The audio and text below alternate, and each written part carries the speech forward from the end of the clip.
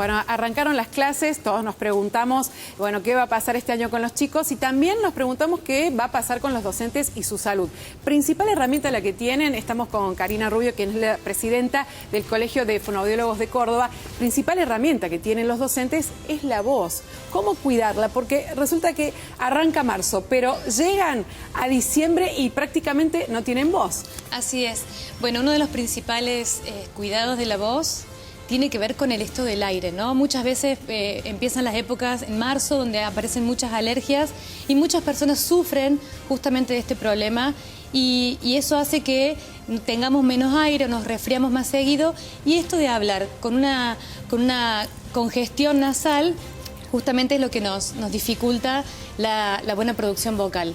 Eso como un aliado, tenemos que pensar que el aire es nuestro combustible de la voz. Así que es tan importante tener en cuenta esto porque, por ejemplo, hay datos, ¿no?, que lo dan a conocer desde el Departamento de Salud de la UPC, que es la tercera causa por la que un maestro pide carpeta médica. Exactamente, es más, hay un informe de la Superintendencia de Riesgos de Trabajo que nos explica esta estadística sacada en el año 2018, donde de todas las enfermedades que han sido denunciadas, los problemas de la voz y la sobrecarga vocal es la principal.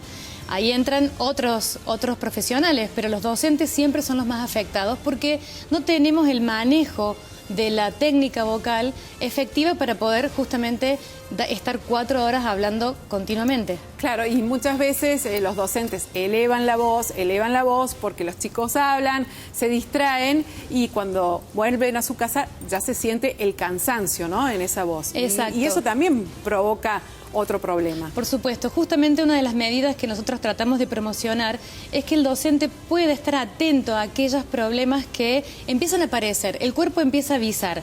Uno de los avisos es el cansancio de voz, esto de llegar al final de la jornada, del día lunes, ya con una voz debilitada, bueno, seguramente que esa voz va a tardar mucho más en recuperarse. Entonces, estar atento al cansancio, a la sequedad en la boca, que muchas veces también eso provoca algún tipo de molestias, o a los cambios en la voz. La voz empieza de una forma en la mañana y termina demasiado gastada a la tarde. Tenemos que pensar que esta voz tiene que llegar a diciembre, como dijiste antes. Respiración e hidratación van de la mano, ¿no? Respiración e hidratación. Nosotros cuando hablamos tomamos también aire por boca y eso puede llegar a provocar esa sequedad que muchas veces sentimos. Entonces, lo ideal sería siempre estar con la boca hidratada, es fundamental. Karina, hay factores externos también que provocan esto, ¿no?, que tengamos problemas en la voz. ¿Cuáles son? Factores externos que no tienen que ver principalmente con el uso, sino que tienen que ver con el polvillo que puede haber en algunas aulas, el ruido ambiente que a veces tenemos en el aula que puede deberse o que el aula da al patio y que en ese patio hay otros alumnos en recreo, o el ruido ambiente que puede venir muchas veces de la calle, porque hay escuelas que dan a avenidas importantes y eso también influye en el cansancio vocal. Hay un factor externo que, bueno, afortunadamente se cambiaron los pizarrones, porque antes la tiza provocaba un problema en las cuerdas vocales, el polvillo de la tiza.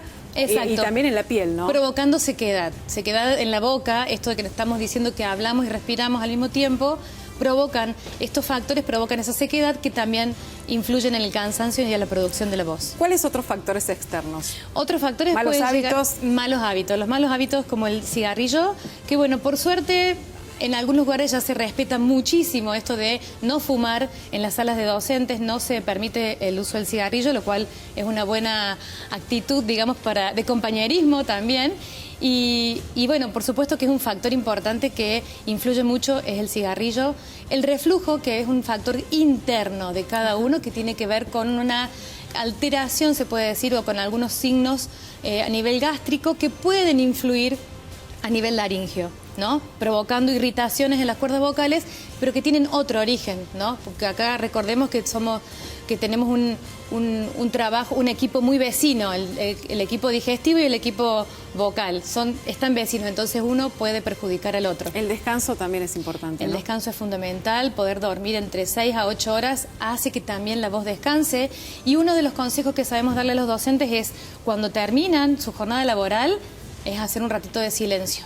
Más allá de que uno de los puntos también a trabajar sería el entrenamiento vocal, porque estas voces necesitan entrenarse, necesitan y como el gimnasio, también necesitan el descanso y eso es un factor muy importante. Bueno, para que lo tengan en cuenta entonces los docentes y puedan llegar con la misma energía en la voz con la que arrancaron ahora en marzo, terminarla en diciembre. En diciembre. Karina Rubio, muchas gracias. Muchas gracias a vos.